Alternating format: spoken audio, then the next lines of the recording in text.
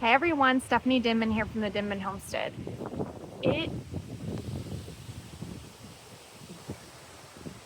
It's windy. We are about to have a major storm come through. I was just looking at the radar. I hope you can hear me. I hope it's not too windy for you. But I wanted to jump on and show you something in the garden before the rain comes, because this is a first for me to grow and a first for me to harvest. And I'm about to pick my first one, and I couldn't pass up the opportunity to share it with you guys. So hopefully the wind dies down for a second, and hopefully we don't have too major of a storm. We're under like a flood watch right now. So let me turn this camera around and show you what I'm about to pick. So I had 2 of these squash plants actually germinate out of, like, I don't know, 18 that I planted. And they are the scallop squash variety. There's one right there too. I have never grown these before. I don't know what they taste like, and I didn't really know when to pick them until I just kind of did a little bit of research. For whatever reason, I thought they were gonna get bigger. Maybe I was thinking of acorn squash, but Google says I need to go ahead and harvest them now. Like, this one might actually be maybe a touch too big, 2 to 4 inches in diameter. So, which actually, you know, this might be perfect. They also said to test it with your thumbnail, and if your thumbnail pierces it easily, it's good to go. But if it doesn't pierce it, if it's too hard, then it's going to be almost too tough to eat. So I think I've caught this right at the right time. I'm going to take this one, and probably the other one too. I'm just going to give it a quick spin. And yeah, we're gonna cook with this. I cannot wait. I'm gonna look up some recipes to figure out some cool ways to cook and eat this. Never had a scallop squash. This is also called a patty pan squash or a pan squash, I guess, because it's like flat like a pan. But I'm pretty excited to try this out and see how this turns out. I'm probably gonna get that one too. This one might be on the smaller side, but it also said to pull these frequently to encourage new growth. So I'm guessing this is a type of variety that, kind of like green beans, like if you don't pick them, the flowers stop flowering, and, you know, it kind of tells itself it's going to seed if it's not picked at often intervals. Oh, I'm having a hard time doing this with one hand. Here we go. All right. So we got 2 of these scallop squash. We're gonna cook with them later, I think. It'd be pretty neat.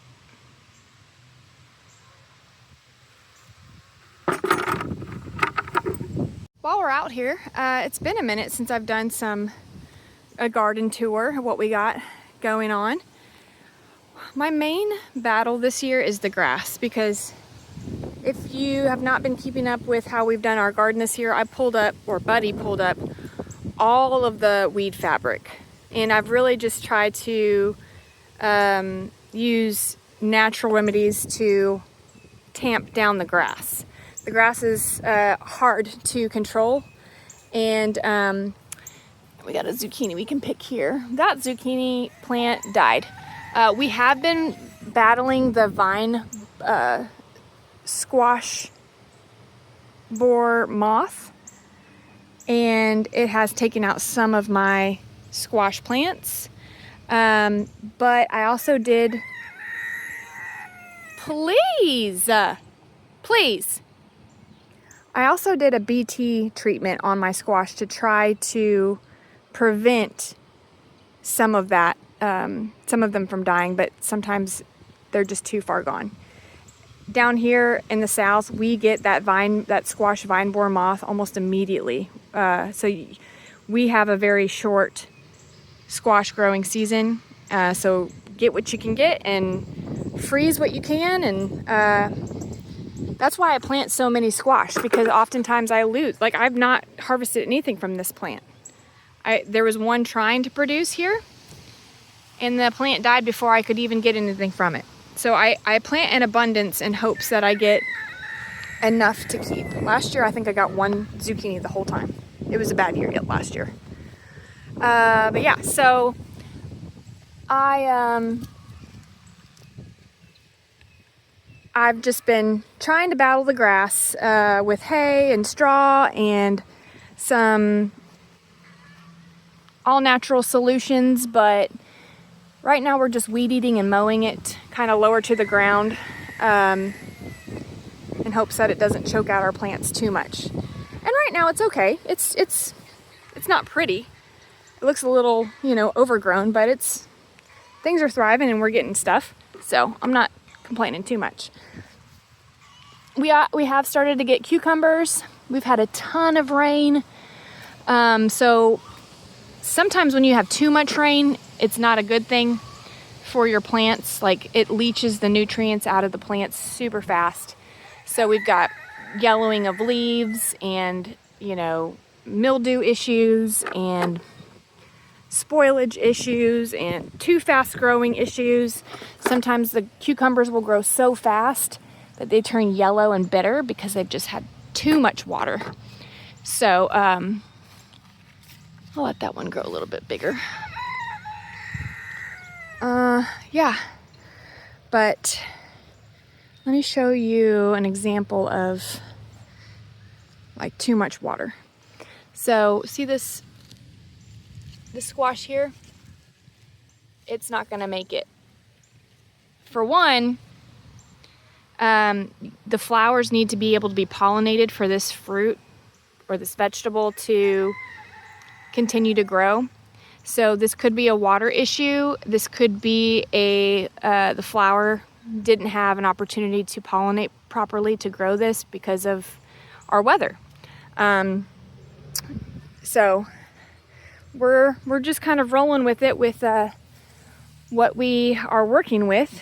Luckily, we're still able to get a good amount of food from these. So I'm not complaining at all, because we've got more this year than we did last year this time around.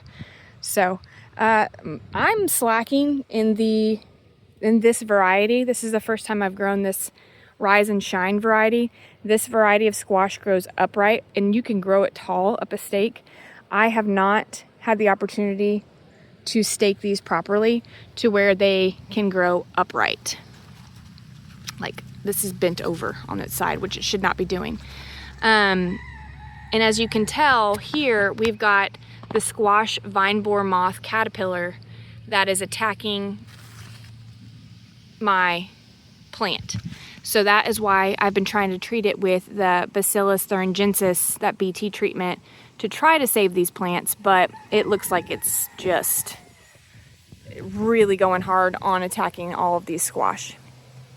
The good thing about the squash vine borer moth is that it only attacks squash plants, squash like pumpkins and squash. It won't touch my cucumbers or anything else, tomatoes, green beans.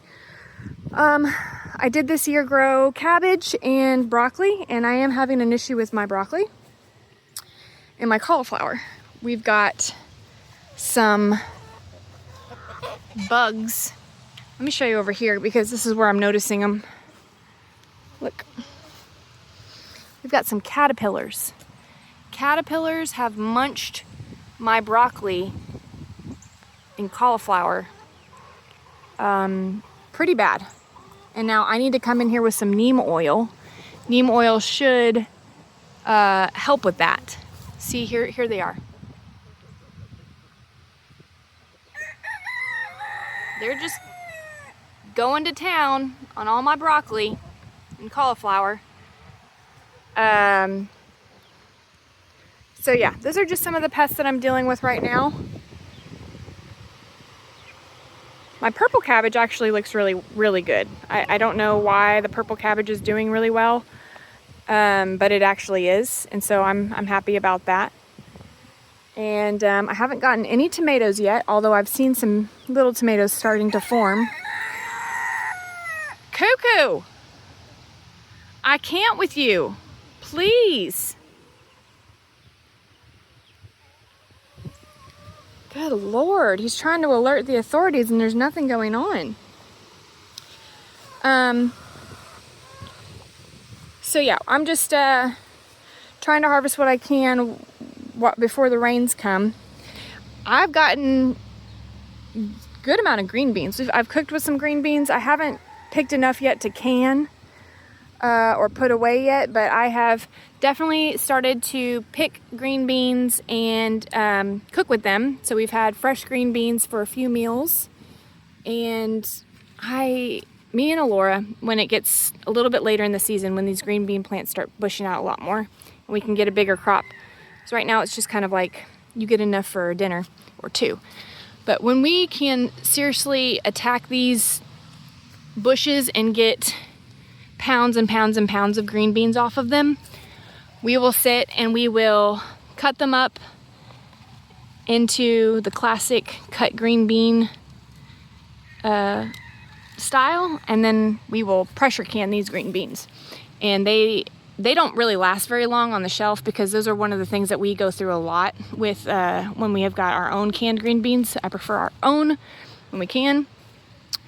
But I'll be doing that this year for sure, as long as these hold out. Last year everything flooded, so I wasn't able to do any of that. But this year, fingers crossed, my garden doesn't flood. And I'm just picking what I can. My hands are getting a little full. I'm gonna have to find my bucket.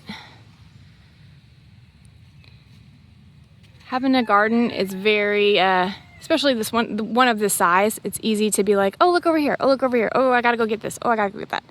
So what's gonna happen probably is I'm gonna take this handful of green beans with every intention to come back and pick the rest, and then I'm gonna get sidetracked by something else that I see.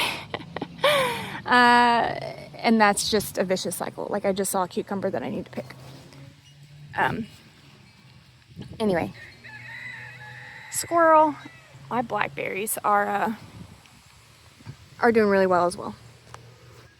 But I will say the thing about green beans is that you do need to pick them regularly. So if you're getting, you're starting to get green beans and they're mature enough to pick, you don't want to just leave them on there to go to seed, because it sends a message to the plant that they no longer need a flower and put off. But if you continue to pick the green beans, they'll continue to produce flowers, and they don't make it to seed, right? So just make sure you stay on top of that. And I do suggest, because I've already come down this side, you go down one side of your plant and then come back down and go down the other side, because you think that you get them all, but you actually only see one side of it because they're hidden so well that they're hard to see them all from the stems, through the stems on each side of the plant. See, I've already come over here. I've already done this one, but look at that. It was hiding. It's hiding from me.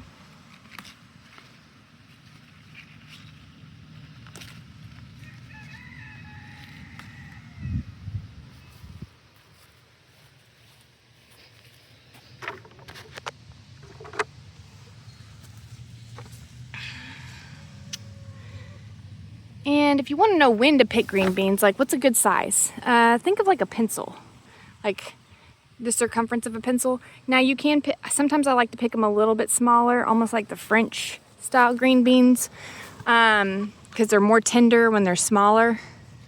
But of course, if you let them get just to the right size, you get more bang for your buck, right? You get more green bean. So kind of personal preference on how big you want to let them get. But don't let them get too big, because then they get tough and just not good. Let's take a stroll over to the tomatoes just to kind of peek. Because I have seen that I'm getting, like, the starts of tomatoes are growing. And, oh, hey there, little bumble. Look at that little bumblebee with the pollen on its legs. See those little white pollen legs? Isn't that cool? They collect the pollen and they hold them on their legs, and then when they get back home, they push the pollen off their legs into the little cells, their little comb, and they go back out and do it all over again. There's another tomato. I really need to stake this side up. I haven't had an opportunity to... Oh, hey, look at this. My Romas. I didn't even realize. My Roma tomatoes are starting to put off tomatoes.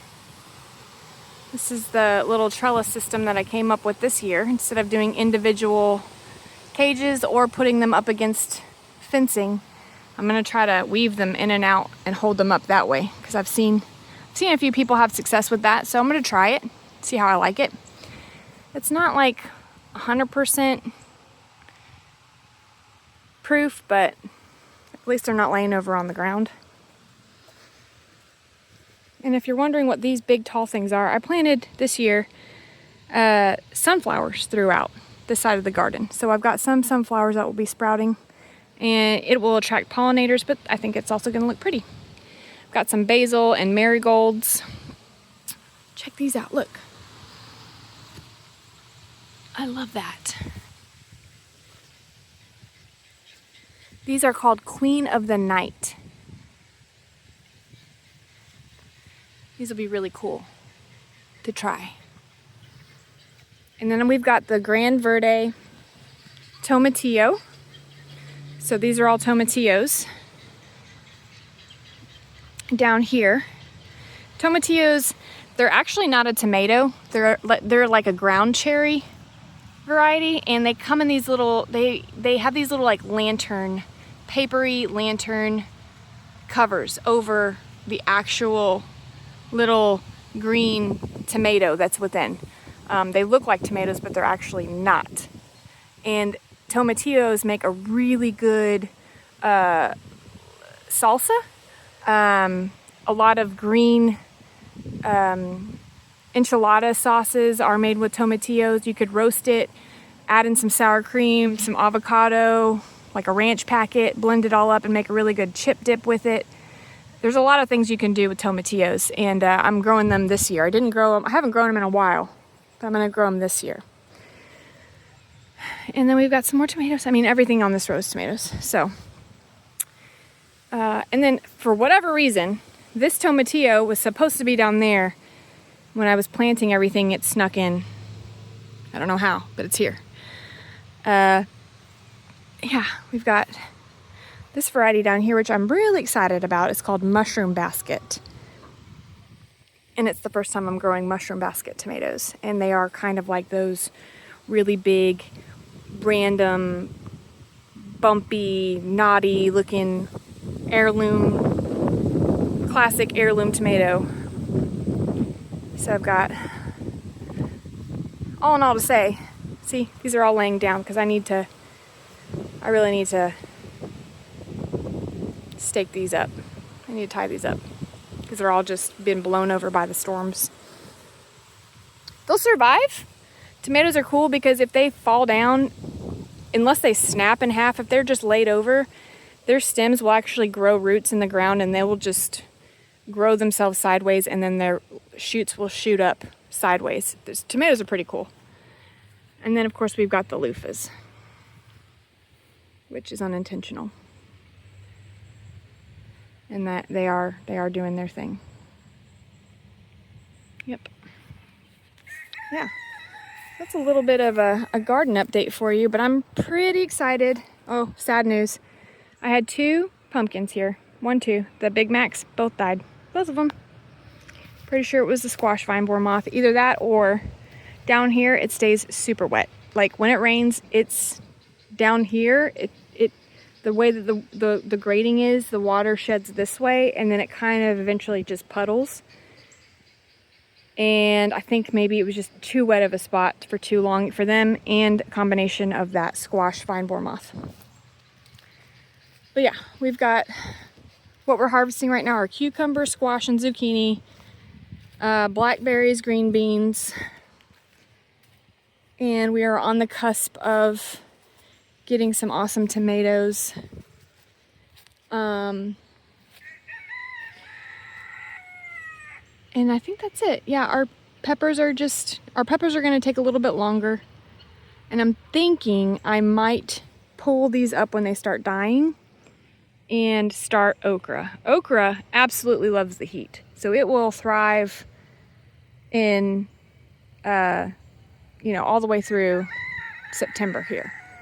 And it wouldn't be too late to start that now once these squash are taken over after I get enough. So that might be what I do, is start some okra going. But yeah, that's what we've got going on. Let's check out these blackberries because I need to look at these.